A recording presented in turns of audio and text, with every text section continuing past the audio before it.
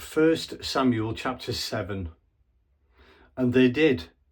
The men of Kiriath Jearim came and got the chest of God and delivered it to the house of Abinadab on the hill. They ordained his son Eleazar to take responsibility for the chest of God.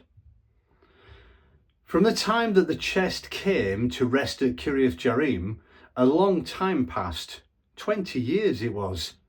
And throughout Israel, there was a widespread, fearful movement toward God. Then Samuel addressed the house of Israel. If you are truly serious about coming back to God, clean your house. Get rid of all the foreign gods and fertility goddesses. Ground yourselves firmly in God. Worship him and him alone, and he'll save you from the Philistine oppression. They did it.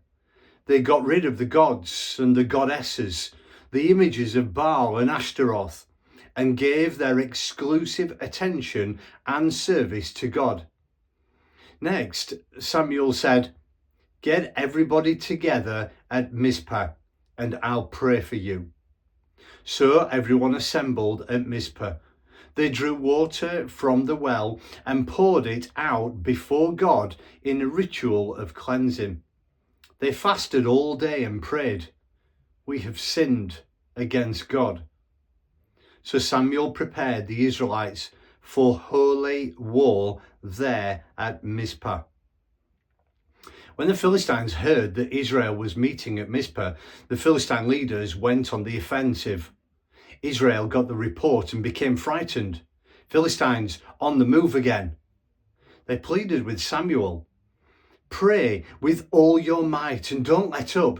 Pray to God, our God, that he'll save us from the boot of the Philistines."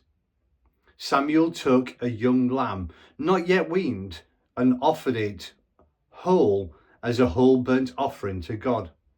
He prayed fervently to God, interceding for Israel, and God answered. While Samuel was offering the sacrifice, the Philistines came within range to fight Israel. Just then, God thundered, a huge thunderclap exploding among the Philistines. They panicked, mass confusion, and scattered before Israel. Israel poured out of Mizpah and gave chase, killing Philistines right and left to a point just beyond Beth Car. Samuel took a single rock and set it upright between Mizpah and Shen. He named it Ebenezer, Rock of Help, saying, "This marks the place where God helped us." The Philistines learned their lesson and stayed home. No more border crossing. God was hard on the Philistines all through Samuel's lifetime. All the cities from Ekron to Gath that the Philistines had taken from Israel were restored. Israel also freed the surrounding countryside from Philistine control.